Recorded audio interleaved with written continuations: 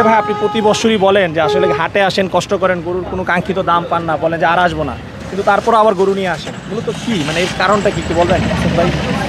একটা মূলত নেশা, হ্যাঁ হ্যাঁ, একটা নেশা। আচ্ছা। আর এই নেশার পিছনে যে 2020 সালের পরের থেকে আমার 1 কোটি টাকা নেই। 1 কোটি টাকা? 1 কোটি টাকা নেই।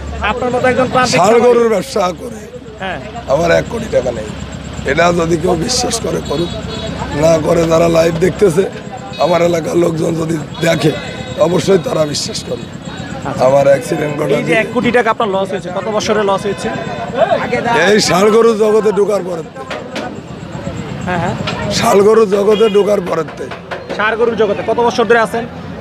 ষাঁড় গরুর জগতে বাংলার বছর থেকে শুরু, তাহলে তো 5-6 বছর বলতে পারি। সেরকম এই 5-6 বছরে 1 কোটি টাকা লস দিয়েছেন, তারপরে বড় বড় গরু পোষা ছাড়েন নাই? ছাড়িনি, তবে চেষ্টা